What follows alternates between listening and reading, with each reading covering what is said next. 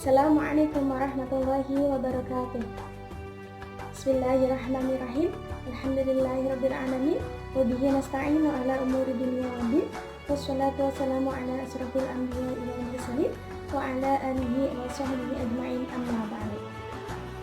First of all, let's thank to Allah Subhanahu wa ta'ala for Almighty, His giving us mercies and healing, and we can attend this meeting in this video in this happy place and time.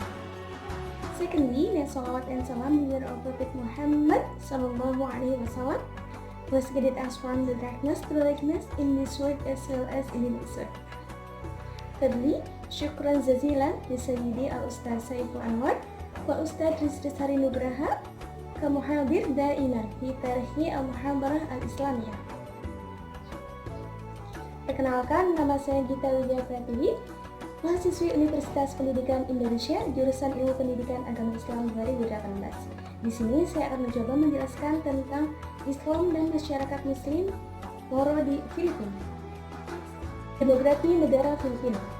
Negara Filipina merupakan negara kepulauan yang berada di Asia Tenggara, khususnya berada di lingkar Pasifik Barat. Filipina berhasil dikuasai oleh kolonialisme Spanyol selama kurang lebih 265 tahun, mulai dari tahun 1565 sampai 1898. Pada saat itu, Amerika Serikat juga berhasil menguasai Filipina dengan tujuan agar Filipina menjadi negara maju di bawah kekuasaannya Amerika Serikat. Pada Perang Dunia II, Filipina juga pernah diduduki oleh Jepang. Filipina memperoleh kemerdekaannya dari Amerika Serikat pada tanggal 1 Juli 1946. Secara astronomis, Filipina masih berada di ekuator bagian atas. Secara geografisnya, Filipina masih berseberangan dengan atau berbatasan dengan Laut Cina Selatan. Bagian timur ada Laut Filipina dan bagian selatan ada Laut Sulu dan Laut Sumatera. Filipina juga mempunyai 7.109 pulau dan merupakan negara kelima di dunia. Boleh dilihat peta di sini. Filipina memiliki luas wilayah sebesar 300.000 km persegi dengan jumlah penduduk sebanyak 82.841.518 juta jiwa. Tahun 2005, kemarin tahun 2019 naik sebanyak 106.512.074 juta penduduk. Berdasarkan data yang diperoleh bahwa jumlah penduduk di Filipina tentu mengalami kenaikan yang signifikan.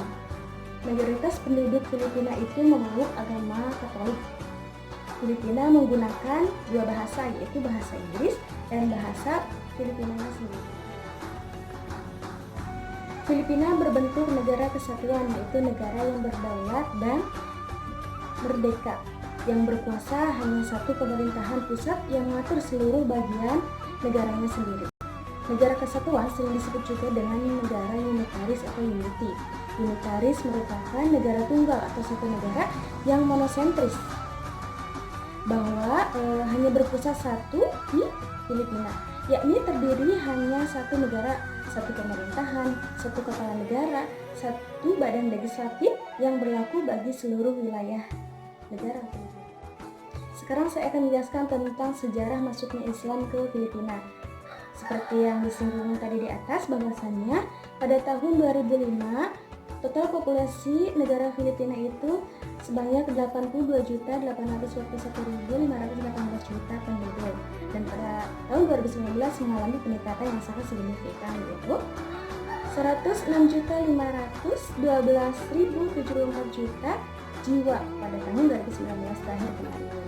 Nah, sementara itu, dari berbagai sumber lainnya menyebutkan bahwa pada tahun 2003 setidaknya terdapat kurang lebih 7 juta penduduk muslim di Filipina, artinya sudah mencapai 10% dari total jumlah penduduk keseluruhan negara Filipina.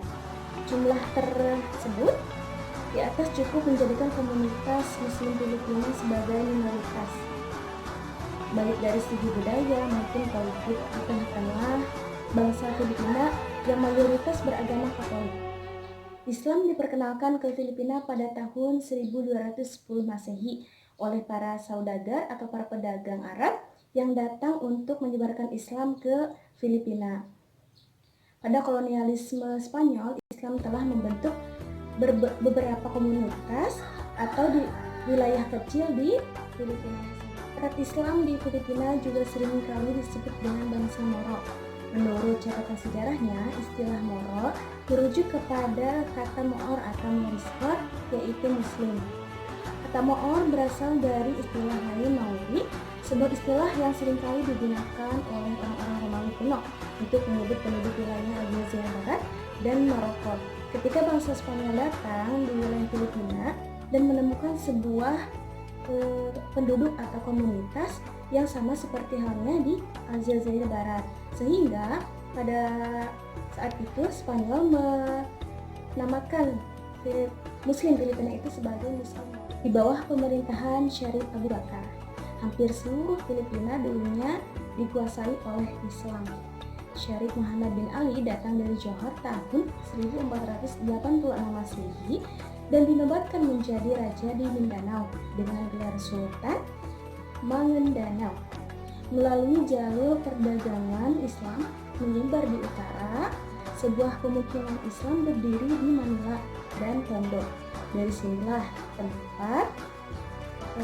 Dari sinilah dapat dilihat bahwasannya telah terjadi asimilasi berbagai suku dan bangsa datang ke Filipina pada saat itu, baik bangsa Melayu maupun bangsa Arab untuk mendirikan keislaman atau agama. Saya akan menjelaskan tentang jejak-jejak peradaban yang ada di Filipina atau pada masa Muslim berkembang di Filipina. Yang pertama ada Masjid Syekh Khalil Al-Maktoum. Masjid Syekh Khalil Al-Maktoum ini merupakan masjid pertama dan tertua di Filipina, bahkan lebih tua dari gereja Katolik yang berada di Pulau Sinulog. Nama masjid ini diambil dari seorang pendakwah yang datang ke Filipina, yaitu Syekh Khalil Al-Maktoum. Beliau merupakan sosok pejuang Islam dan sekaligus saudagar dari Arab yang datang untuk berdakwah dan menyampaikan risalah keagamaan di Filipina. Yang kedua ada Masjid Bulawakom. Masjid ini memiliki gaya arsitektur yang unik. Yang menjadi keunikannya yaitu masjid ini berwarna pink. Tak seperti masjid pada umumnya ya. Masjid ini mempunyai sejarah yang panjang, yang pada akhirnya banyak dikenal oleh para wisatawan mancanegara untuk melihat dan beribadah di dalamnya. Yang ketiga ada Masjid Al-Aqsa. Masjid ini merupakan masjid tertua di Pulau Mindanao Barat. Di sanalah umat Islam kerap mengadakan kegiatan keislaman atau melakukan ibadah untuk bisa menyatakan dirinya sebagai seorang Islam. Uniknya bahwa kubahnya ini memiliki kemiripan dengan bawang merah. Selanjutnya ada Masjid Haji Hasanah Bolkiah atau Kota Batu Grand Mosque. Masjid Sultan Haji Hasanah Bolkiah ini dibangun oleh Sultan Brunei Darussalam sebagai hadiah untuk masyarakat Muslim di Filipina. Masjid ini merupakan masjid terbesar di Filipina dengan daya tampung hingga 15.000 jemaah. Sekaligus dengan susunan bangunannya atau arsitekturnya yang sangat indah dan unik dengan 4 tiang yang menjulang ke atas. Yang selanjutnya yaitu Masjid Al-Dahab.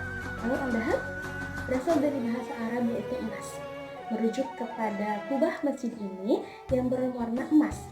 Masjid ini dikenal dengan nama Quiapo Mosque atau dalam bahasa Inggris disebut dengan Golden Mosque. Bangunan tua ini terletak di wilayah mayoritas Muslim di distrik Quiapo, Manila, Filipina. Yang selanjutnya ada Masjid Kapunan. Masjid ini merupakan masjid terbesar yang berada di provinsi Tawi-Tawi. Tampak begitu megah dari arah laut dengan kubah berwarna keemasan dan 2 menara yang menjulang tinggi ke atas. Uniknya, masjid ini berada di pinggir pantai. Yang selanjutnya ada Masjid Bacolod Grand Mosque. Masjid ini berada di desa Bacolod Grand, provinsi Lanao di Sur, Filipina. Dikenal dengan sebutan The Green Mosque karena masjid itu berwarna hijau. Kalau tadi masjidnya berwarna pink, sekarang berwarna hijau. Ada distrik Quiapo.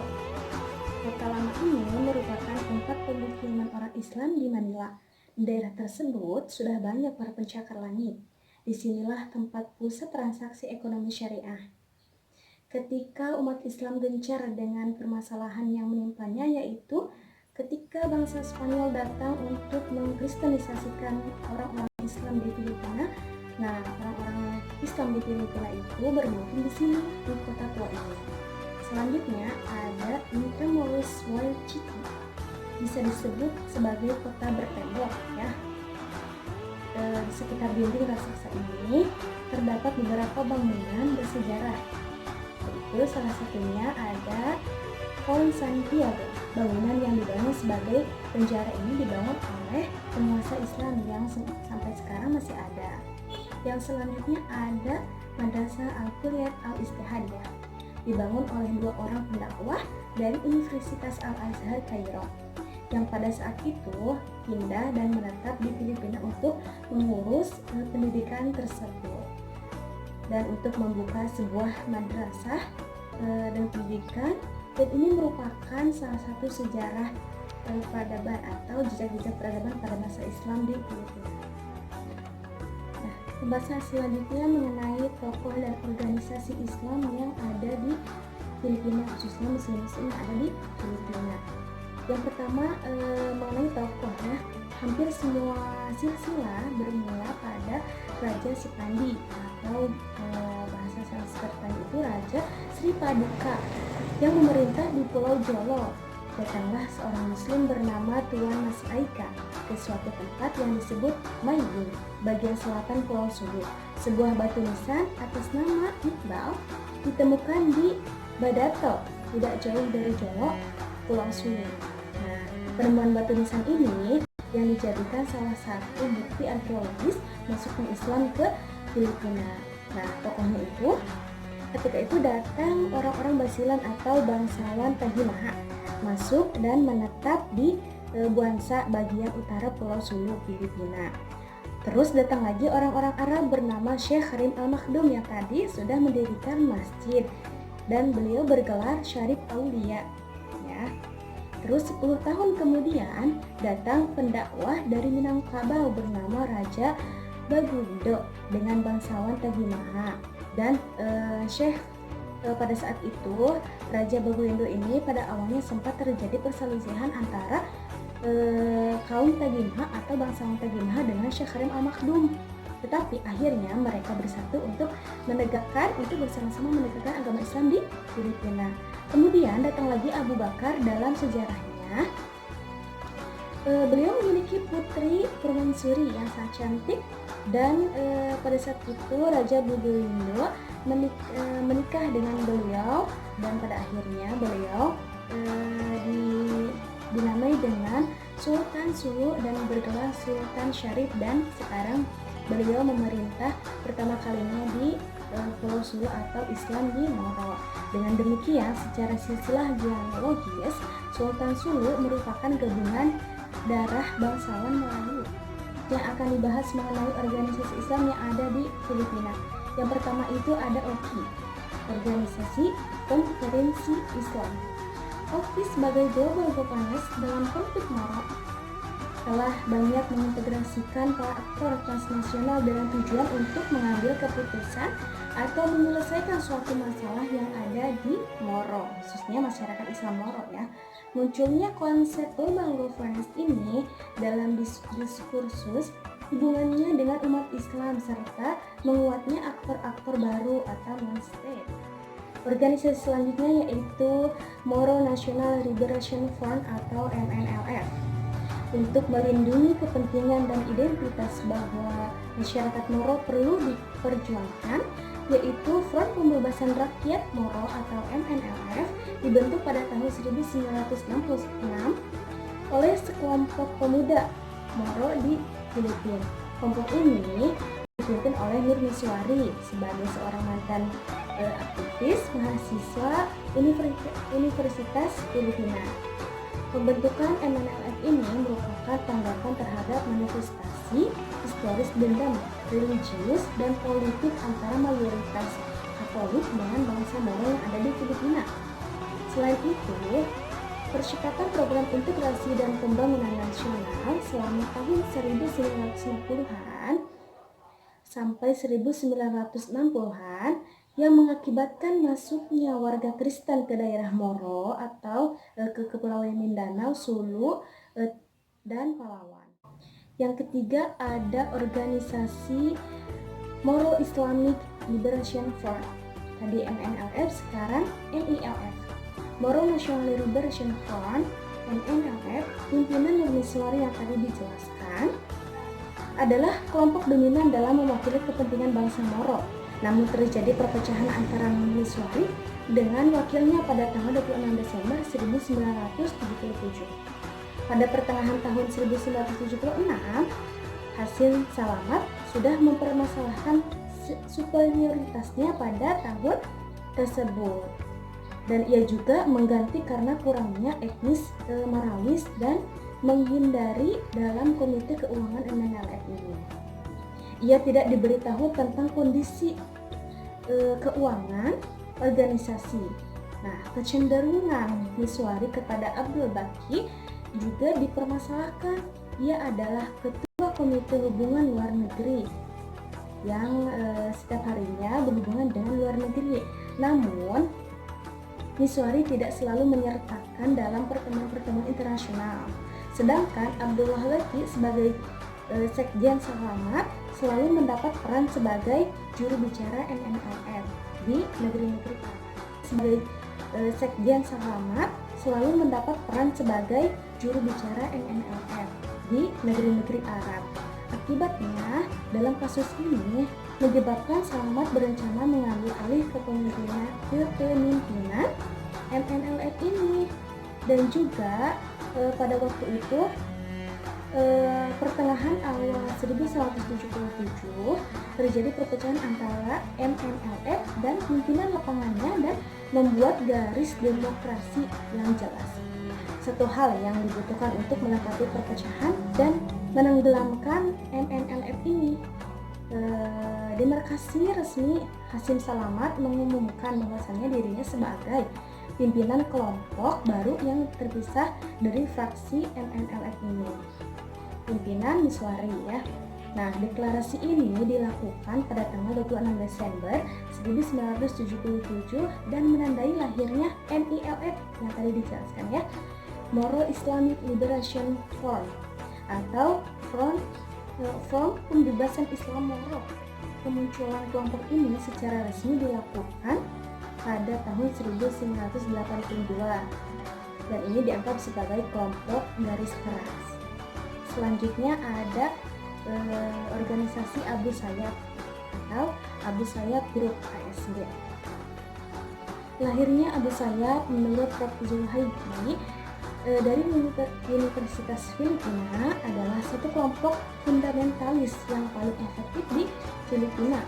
Saat ini kelompok Abu Sayyaf dibentuk pada awal tahun 1990-an di bawah kepemimpinan Abdul Razak Janjalani. Nah, beliau adalah kelompok ulama yang pernah dilatih di Timur Tengah. Selanjutnya akan dibahas mengenai kehidupan umat Islam di Filipina, baik itu kesehariannya maupun konflik yang terjadi pada saat Muslim berkembang di Filipina. Yang pertama kesehariannya ya. Islam dan kaum muslimin di Filipina mempunyai keadaan dan situasi yang hampir sama dengan Islam dan kaum muslimin pada umumnya yang berada di geopolitik alam Melayu. Islam di Filipina telah bertapak lebih awal dan jatuh sebelum kehadiran bangsa penjajah Spanyol dan Amerika Serikat, yang sekiranya tidak diganggu mempunyai potensi untuk mengislamkan keseluruhan bangsa Filipina sendiri, tapi malah sebaliknya, malah umat Islam dikristenisasikan oleh bangsa Spanyol. Selain keseharian masyarakat Muslim Moro di Filipina dalam bidang keagamaan atau kepercayaannya, akan dijelaskan juga mengenai konflik yang tengah menghadapi masyarakat Muslim Moro di sana, yang terus-menerus menjadi cabaran masyarakat Muslim di Filipina. Konflik yang terjadi di Filipina Selatan yang melibatkan Muslim Moro tidak murni akibat gerakan separatisme yang pada umumnya itu dilakukan oleh bangsa Muslim Moro. Berdasarkan konteks sejarah Filipina mulai dari masa penjajahan sampai sampai dengan Filipina memperoleh kemerdekaannya dari Amerika Serikat. Orang-orang Islam di sana telah mendapat banyak diskriminasi dalam memperoleh hak-haknya. Konflik tersebut disebabkan oleh beberapa penyebab, yakni adanya pengalaman diskriminasi di masa lalu, adanya kejahatan kemanusiaan yang dialami oleh minoritas bangsa Moro atau Muslim Moro pasca kemerdekaan, kemudian gagalnya pemerintah untuk memenuhi hak-hak Muslim atau masyarakat Muslim di Filipina. Melihat adanya penindasan yang terus dilakukan terhadap Muslim Moro, logikanya hanya ada dua pilihan. Sebagai minoritas yang tertindas di daerah tersebut, pindah ke wilayah lain atau bertahan dan memperjuangkan hak-hak mereka. Dalam mencapai misinya yang dilakukan oleh bangsa Spanyol, yaitu mengkristenisasikan terhadap penduduk Muslim di Filipina. Salah satunya dengan adanya dukungan berupa bantuan keuangan dan senjata atau kekerasan. Kerajaan Spanyol menyebabkan proses pemurtadan berlangsung sistematis dan berjaya, sehingga saat itu 83% penduduk Filipina adalah penganut Kristen Katolik dan merupakan satu-satunya negara di Asia Tenggara yang berpenduduk Kristen terbesar.